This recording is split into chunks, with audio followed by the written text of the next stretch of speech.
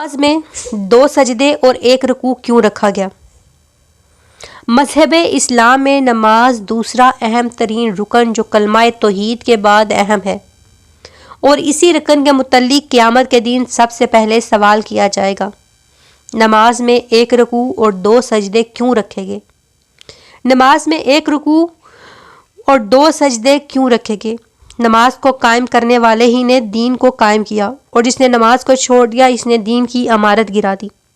यही नमाज ही मुसलमानों और काफिरों के दरमियान फ़र्क को वाज़ा करने वाली दीनी, रूहानी, तबी, साइंसी और दुनियावी फ़वाइद पहुँचाने वाला सबसे बेहतरीन अमल है। नमाज को तर्क करने वाला कैसे इन नेमतों से महरूम हो जाता है जिन्हें बड़े से बड़ा दौलतमंद सारी दौलत लुटा कर भी हासिल नहीं कर पाता। मगर एक सच्चे नमाजी के पास ये दौलत मौजूद होती है। 1 रकत में 2 सजदे और 1 रुकू ही क्यों है? अल्लाह का कोई भी काम हिकमत से खाली नहीं होता। इस वीडियो में एक ऐसे राज के बारे में जानेंगे जो आपको ज़रूर हैरान कर देगा। सफ़रो हिजर का मुकाम हो, जंग का मैदान हो, बमबारी की हालत हो, खड़े होकर पढ़ने की ताकत ना रखता हो तो बैठने की ताकत नहीं रखता तो लेट कर, मुसलमान चाहे किसी खुशी की हालत में हो या गम की कठिन मुश्किलात से गुजर रहा हो, नमाज कायम करना इस पर फ़र्ज़ है। 5 टाइम की नमाज में हर नमाज की रकतें मुख्तलिफ हैं, मगर नमाज की हर रकत में 2 सजदे होते हैं, जिनके बारे में उलमा कराम फरमाते हैं जब अल्लाह का हुक्म तमाम फरिश्तों को हुआ कि हज़रत आदम अलैहिस्सलाम को सजदा करें, तमाम फरिश्तों ने अल्लाह रब्बुल इज़्ज़त के हुक्म को मानते हुए हज़रत आदम अलैहिस्सलाम को सजदा किया। लेकिन शैतान ऐसा था जिसने सजदा करने से इनकार किया और अल्लाह की नाफरमानी करने वालों में से हो गया। कुछ मुहक्किकीन का ये भी राय है कि जब अल्लाह पाक ने औलाद आदम से अहद लिया, और याद करो उस वक्त को जब ए हबीब आपके रब ने बनी आदम से उनकी पुश्तों में उनकी औलाद से अहद लिया। इस वक्त जब अल्लाह ने सजदे का हुक्म दिया तो अल्लाह के हुक्म के मानते हुए तमाम मुसलमान सजने में चले गए, मगर काफिरों को यह दौलत नसीब ना हुई। मुसलमानों ने जब सजदे से सर उठाया तो उन्होंने देखा कि काफिरों ने सजदा नहीं किया, तो दोबारा सजदा रेज़ हो गए कि अल्लाह ताला ने इन्हें सजदा अवल की तौफीक दी। यहाँ तक कि नमाज में 2 सजदे लाजिम हो गए, मगर रुकू ही एक ही रहा। ये एक सजदा इंसानी ज़िंदगी में क्या अहमियत रखता है? साइंस उसे किस नज़र से देखती है? जदीद साइंस की रोशनी में इंसान हाली गोश्त पोश्त हड्डियों का मुरक्कब एक हाली पुतला नहीं, यहाँ की वजूद अपने अंदर एक नूरी जौहर को भी समोए हुए है। हर इंसान का जिस्म 3 जनरेटर पर मुश्तमिल है। नमाज की नीयत कर लेने के बाद जब इंसान काबा की जानिब रुख कर कानों की जड़ों को हाथ लगाता है तो कान की लो में मौजूद एक खास किस्म की बरकी रूह अपना पैगाम दिमाग की तरफ पहुँचाती है, जिससे इन हुलियों को चार्जिंग पहुँचती है, जिसे शऊर नज़रअंदाज कर रहा होता है।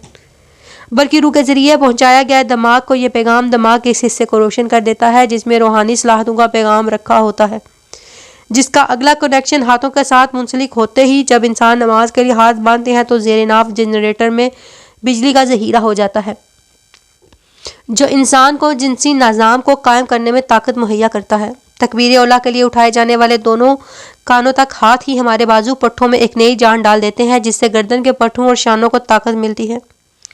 आज के जदीद दौर में भी दिल के मर्ज जैसी जानलेवा बीमारी में यह वर्जिश इंतहाई मुफीद होती है और फालज के अमराज से महफूज रखने के लिए भी मुअस्सर साबित होती है। कानों के नीचे हाथ लगाने के बाद जब मुसलमान दोनों हाथ बांधे नजरों का सजदा का मुकाम पर रखकर क़याम खड़ा करता है तो दोनों हाथों पर बराबर वजन होने की वजह से दिल पर बोझ हल्का हो जाता है। ये अमल इंसान की कुव्वत मदाफ़त और यकसुई को ताकत मिलती है।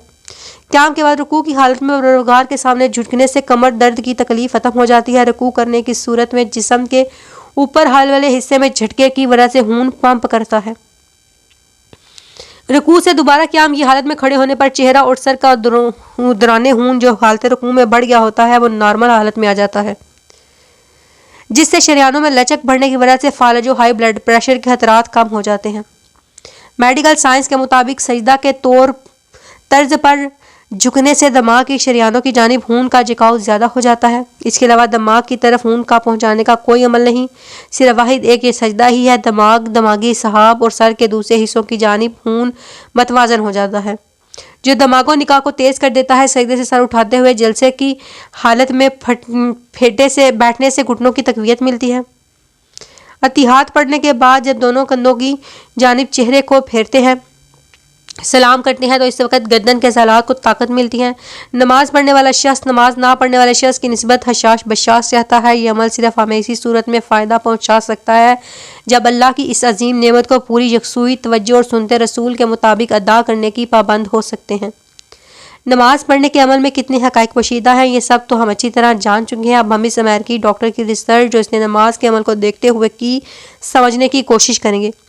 اس ڈاکٹر نے جب اپنی ریسرچ کو مکمل کرنے کے بعد نماز میں پوشیدہ رازوں کو سمجھا تو کہنے لگا، میرا دل کہتا ہے میں نماز کو پورے ملک پر لاگو کر دوں، کیونکہ میری ریسرچ نے مجھے نماز کے اندر وہ راز دکھائے جن کی کوئی حد نہیں۔ یہ پمپ ان پٹ اور آؤٹ پٹ کا سسٹم بھی رکھتا ہے۔ انسان کے کھڑے ہونے یا بیٹھنے کی حالت میں انسان کے جسم کے نچلے حصے میں وزن کی وجہ سے پریشر زیادہ ہوتا ہے۔ انسان دل کے جسم کے نچلے حصے کو تو خون مہیا کر رہا ہوتا ہے، لیکن دل سے اوپر والے حصے کی جانب خون نہیں پہنچ پاتا۔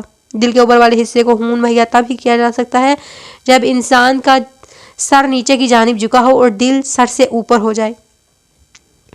سجدہ کرنے والے شخص اس بات کو اچھی طرح محسوس کرتا ہے۔ جب وہ سجدے کو تھوڑا لمبا کرے تو اس کو چہرے کی شریانوں میں بوجھ سا محسوس ہوتا ہے۔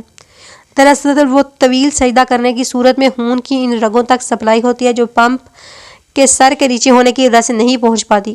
دنیا کا شخص اس بات پر متفق ہے کہ انسان بیٹھا لیٹا ہو یا چلنے کی ہی حالت میں ہو، اس کا دل نیچے ہوتا ہے اور سن یعنی دماغ کا حصہ اوپر ہی ہوتا ہے۔ انسان کے پورے وجود میں اگر مین حصہ ہے تو وہ دماغ ہے، اور اس کی رگوں کو خون مہیا کرنے کا ایک ہی واحد حل سجدہ کرنا ہے۔